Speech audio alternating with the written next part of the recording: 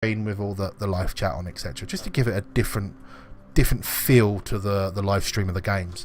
I did a half an hour broadcast on DayZ a couple of days ago just to see what's what. Have they done an update? Have I missed an update? Because I've got auto updates set for it anyway, so it could have updated without me knowing. And it's just exactly the same. Still no zombies. Still the loot's all over the place, and you're not finding weapons, and military areas are completely empty. And if this 12-hour reset is it's working, it's up and running, it's ludicrous. It needs to be sorted, because that is just crazy. It's like 12-hour stints between Prodigy Boost, thank you very much, welcome. Thank you for joining us, guys. Much appreciated. Thank you for following. So we're talking about DayZ. They just need to get it right on the major updates. Patches, we should be where the problems are. Not where the problems are as such, but every time we get a major update, get it right. Whoever the guy is doing the loot needs some sort of written warning, because he gets it wrong every time. Anyway, on to nice, happy thoughts, and a little not so doom and gloom. We're talking Metal Gear Solid 5 Phantom Pain. Excellent game. If you've not played it or not seen it, go and watch it on Twitch. It's there to be watched. It is amazing. If you haven't got a computer that will run it, and you can't afford a high-end PC, then go and get a PlayStation. Go and get an Xbox. I'm not sure if it's out on Xbox 360 or PS3 yet. I'm sure it would be, but just play the game. It is absolutely an amazing achievement from the guys. I can't even say his name. Kojima, isn't it? Kojima, yeah. Hideo Kojima. He's an amazing person. The guy is talented. He's one of the best developers of game. He is absolutely amazing. I could sit there and pick this game to pieces, because I'm just thinking, as I was saying earlier, about the clunky menus for the PC format of the game. It's a little bit clunky. There'll probably be a patch for that, but they need to improve. I've got like buttons flashing, where you're supposed to press X, and when I'm pressing keys, it's flashing. It's kind of, you can see it's not quite right, but the game itself is an achievement. The open world aspect of the game, the way you can play the game differently, and you can play the same mission over and over, and you play it completely different ways, and it's just something else. But yeah, that's a question. What do you guys think? IGN gave this game 10. IGN gave it 10. And in big capital letters, masterpiece. Whoa. IGN, have they shit the bed or something? Because Christ, they don't give out 10s very easily. But it's well deserved, I must admit. All that the PC port over, or the switch over between PC and the consoles is a little bit clunky, and they need to improve that for PC players. I don't know if you guys feel the same. Give me some feedback on that. The email's open, and the live chat is open, and the email's there to be used. So send us a message on what you think of that. But I'm going to leave you with a little song, and I'll see you in a couple of minutes, guys. Enjoy this. I'll be back in 2.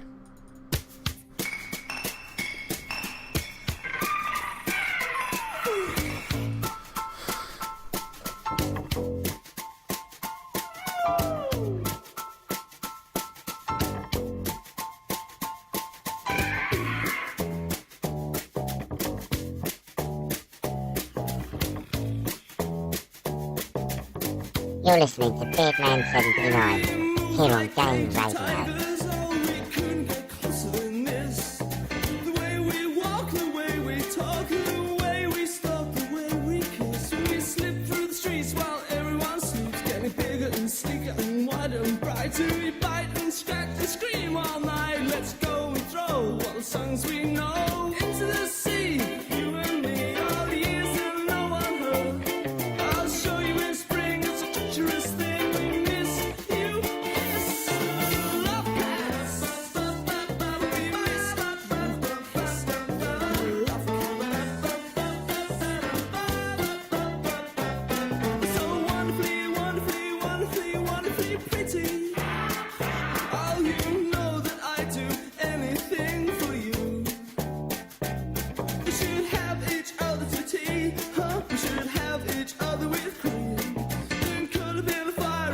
For a while, it's a previous thing, it's the perfect dream. Into the sea, you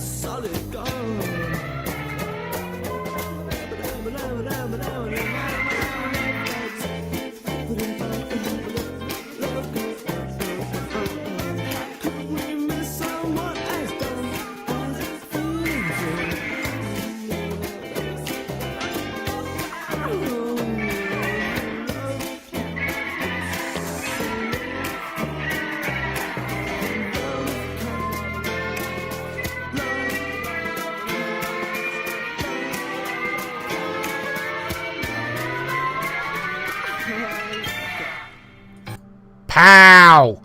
That was the Cure classic tune. Anyway, thank you, Prodigy, for following me. Thank you very much for joining us. The chat is open. If you want to say hello or of your comment on DayZ, I don't know if you're a DayZ player or you've played Metal Gear, but DayZ, we're talking about the 0.58 update. If you've got any thoughts on that, come along and give us your feedback or send us an email if you want to go private on that. Live chat's coming up on the next episode. We're going to have a live... literally live talking on the show next time, so this is only the pilot, so we're going to see how it goes today, see what sort of feedback we get, and then we'll go from there. But Metal Gear is something else. What's funny about it is set in the 80s, so you've got all classic tunes like David Bowie on there, Billy Idol. It's classic, honestly, it's so good. If that's out of your era, I feel really old. If you're like a 90s person, then obviously 80s is not your thing, but everyone knows, you know, sort of David Bowie tunes and stuff. You can sort of relate to that.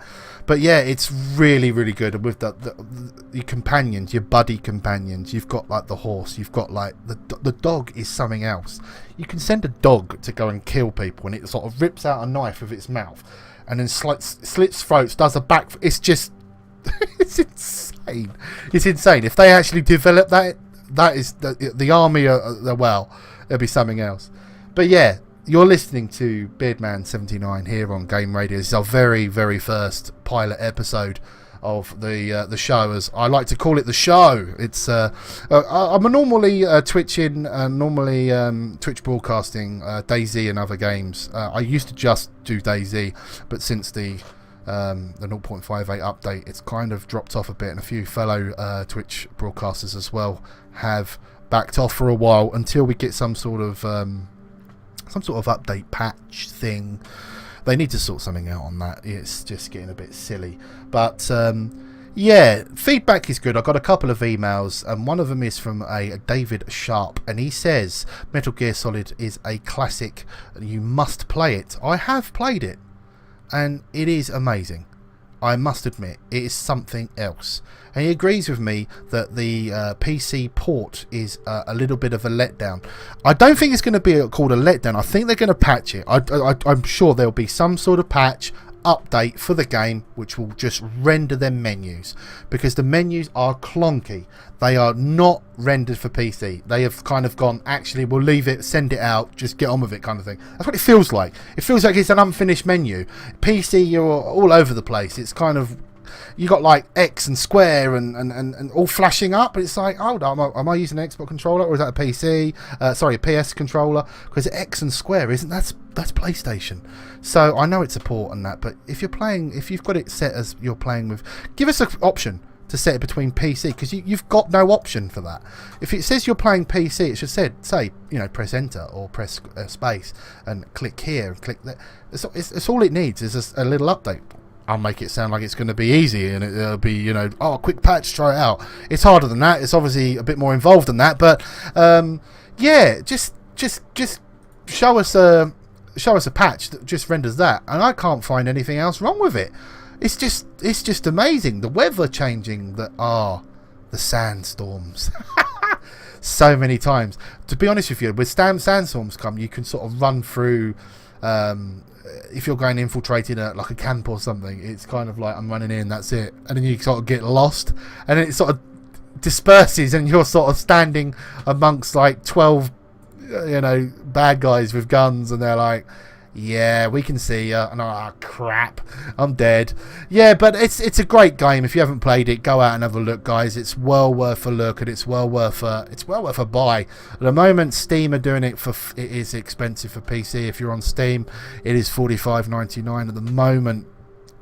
Good. There's going to be some sort of winter Steam sale, I hope, you know. I'm sure in time it will be in that, but I can't see it being in there instantly because it's such a popular game. But you can get it cheaper elsewhere. I managed to pick it up for £33 off of Instant Gaming. If you've not heard about Instant Gaming, be very careful with these third-party sites, though, because I'm not going to sit there and say I swear by it, because I'm quite new to the Instant Gaming site. But it worked for me. Bought a couple of games from there, and it worked. I got it for 33.45, I think, not 99, 40, it's random pence, but 33 quid. I could have got it for like £28, and I was on release, I was kind of, should I get it? Shouldn't I get it? Then I just sort of read feedback and reviews on it and just sort of went, actually, this sounds really good. And I don't normally go by reviews because it's all personal preference, but when someone gives it a 10, it's got to be something special, and I'm glad I did get it for what I did get it for. But yeah, if you're Steam crazy and you've got the pennies in your wallet, then go for it. $45.99 on Steam, give it a go. But yeah, the question was earlier on, before I forget, I had an email from Sarah. She says 980 Ti SLI or Titan Z. I say you've got a great job and I want it. No, to be honest with you, 980 SLI, they're raving about the 980, and they're raving insanely raving about the 980 Ti. So they're like the top ones at the moment. Hello Workflow, thank you. Why don't you put